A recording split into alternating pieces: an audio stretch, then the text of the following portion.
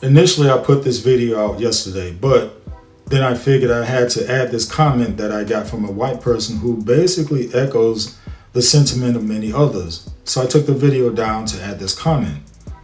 And it says, there are many white people who say, stop complaining Black America. They say, you people are always complaining about what happened hundreds of years ago.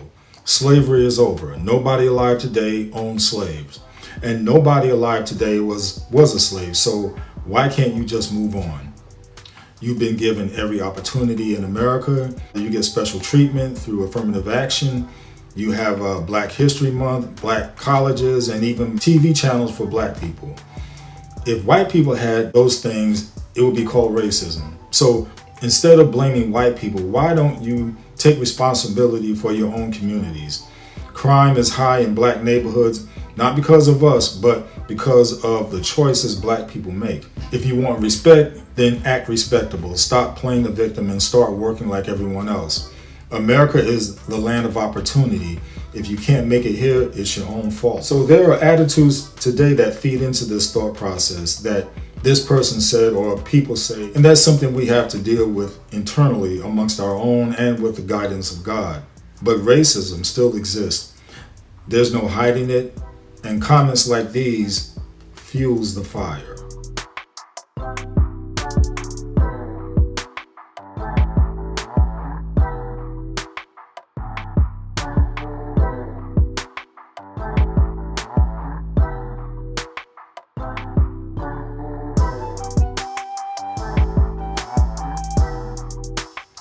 This is a series that some of you will get and understand, and others will assume off the thumbnail and not bother to check out the video, while others will watch but really not pay attention because of preconceived notions of what they want to hear. So what Dr. Price spoke yesterday is timeless and applicable for today because it's rooted in Jesus. There's only one race, and it's the human race, especially according to God. But that's the way we all should look at each other, but it's not how we as people see ourselves, be it as one. So therefore, racism is a sin that Satan perpetuates on two fronts. The outward, which is the color of your skin, and the inwards, which is the emotions that fuels blame and hate. A lot of people today have a false fixation that racism has been abated, but realistically, it's been suppressed in their minds. And social media is a cesspool of truth in hatred. And this is why Pastor Price's lengthy teaching on the subject needs to be heard from now until the end of time, because as long as sin is a tool of Satan, then there is racism ready to rear its ugly head. If Jesus was a man of color, then that's simply part of the reality God chose. Recognizing that truth doesn't diminish his divinity or his mission. It actually strengthens it, because God works in real history through real people in real cultures. So while salvation doesn't depend on his skin tone, teaching the truth matters because misrepresentation has long been used to enforce lies, create division, and feed self-hatred or superiority complexes. When we hold to truth, whether about Jesus, whether about his identity, the gospel, or anything else, we honor God as the God of truth. Now, here's Pastor Price. Someone has put into a very eloquent story form some things that blacks, whites, browns, reds, and yellows need to know about Black people. This little article is called "A Day of Absence." Title and author unknown. This is a story of a little boy named Theo who woke up one morning and asked his mother, "Mom, what if there were no Black people in the world?" Well, his mother thought about that for a moment and then said, "Son, follow me around today and let's just see what it would be like if there were no Black people in the world." Mom said, "Now, go get dressed and we will get started." Theo ran to his room to put on his clothes and shoes. His mother took one look at him and said, "Theo, where are your shoes? And those clothes are all wrinkled, son. I must iron them. However, when she reached for the ironing board, it was no longer there. You see, Sarah Boone, a black woman, invented the ironing board, and Jan E. Meltziger, a black man, invented the shoe-lasting machine. "Oh, well," she said, "please go and do something to your hair." Theo ran in his room to comb his hair, but the comb was not there. You see, Walter Salmons, a black man, invented the comb. Theo decided to just brush his hair, but the brush was gone. You see, Lydia O. Newman, a black female, invented the brush. Well, this was a sight. No shoes, wrinkled clothes, hair a mess, even mom's hair, without the hair care invention of Madam C.J. Walker.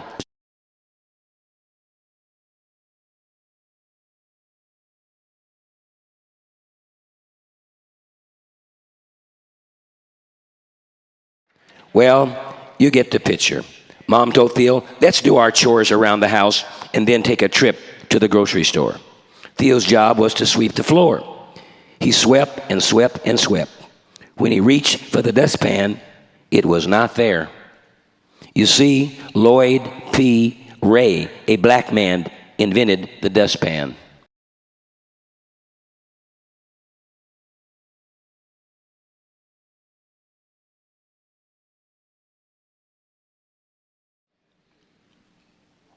So he swept his pile of dirt over in the corner and left it there. He then decided to mop the floor, but the mop was gone. You see, Thomas W. Stewart, a black man, invented the mop. Theo yelled to his mom, "Mom, I'm not having any luck." "Well, son," she said, "let me finish washing these clothes and we will prepare a list for the grocery store." When the wash finished, she went to place the clothes in the dryer, but it was not there. You see, George T. Salmon, a black man, invented the clothes dryer. Anybody here use clothes dryers? You just knew a white person invented that, didn't you? Mom asked Theo to go out to go get a pencil and some paper to prepare their list for the market. So Theo ran for the paper and pencil, but noticed the pencil lead was broken. Well, he was out of luck because John Love, a black man, invented the pencil sharpener. Mom reached for a pen, but it was not there because William Purvis, a black man, invented the fountain pen. These are historical truths. Somebody very cleverly put this into a little story form. As a matter of fact, Lee Burridge invented the typewriting machine, and W.A. Lovett the advanced printing press.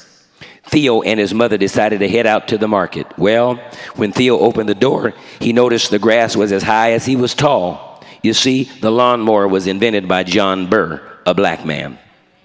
They made their way over to the car and found that it just wouldn't go. You see, Richard Spikes, a black man, invented the automatic gear shift, and Joseph Gamel invented the supercharged system for internal combustion engines.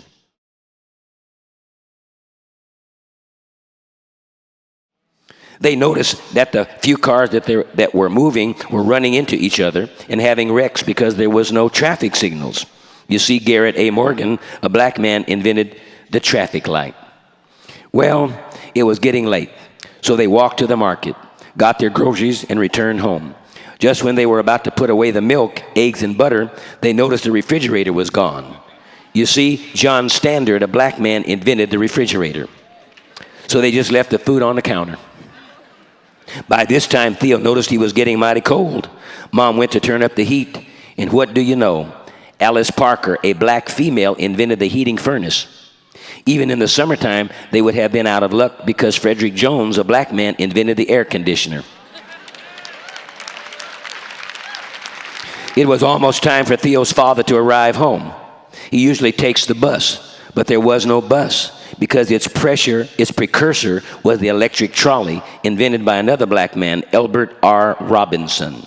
He usually takes the elevator from his office on the 20th floor, but there was no elevator because Alexander Miles, a black man, invented the elevator. He also usually dropped off the office mail at a nearby mailbox, but it was no longer there because Philip Downing, a black man, invented the letter drop mailbox, and William Berry invented the postmarking and canceling machine. Now, you didn't know this. And some of you going your butts to sleep while I'm reading this. Just like that other thing I read. Black Americans, we thank you for going to sleep. Theo and his mother sat at the kitchen table with their head in their hands. When the father arrived, he asked, "Why are you sitting in the dark?" Why? Because Lewis Howard Latimer, a black man, invented the light bulb filament. Theo quickly learned what it would be like if there were no black people in the world, especially if he were ever sick and needed blood. Charles Drew, a black scientist, found a way to preserve and store blood, which led to his starting the world's first blood bank. And what if a family member had to have heart surgery? This would not have been possible without Dr. Daniel Hale Williams, a black doctor who performed the first open heart surgery. So, if you ever wonder, like Theo, where would we be without black folk? Well, it's pretty plain to see we would still be in the dark.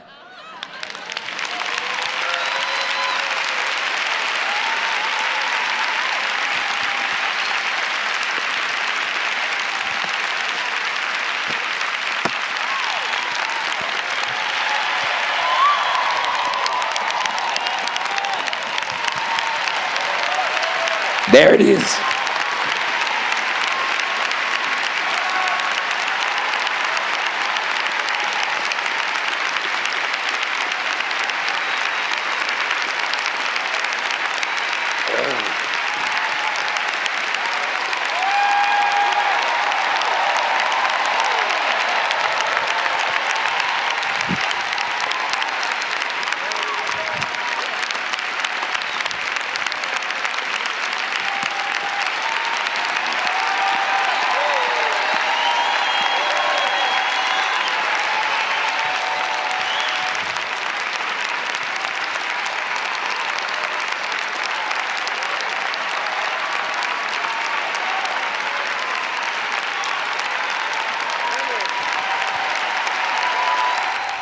Praise the Lord. Now that's what I'm talking about.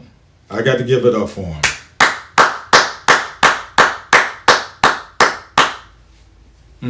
Now, that was heartfelt. And there was, I had to shed a tear on that. I really did, because that hit me right here. That hit me right there. And I hope it did you the same way. Because the lies that have been perpetuated throughout the years, look, it's time we wake up to the truth. It's time that we stop spinning in lies, in deceit, in hatred. This is all about bringing forth the truth. This is about putting God above anything else, really. Now, it's cloaked in the representation of race, religion, racism. But this is all about bringing the truth of God forward. And talking about skin color and all this other stuff, it really doesn't matter when it comes to God, but it does matter when it comes to truth. It does matter when it comes to telling the real story. And that's when it matters with God. So please don't get it twisted. Continue to renew your minds. Enough said.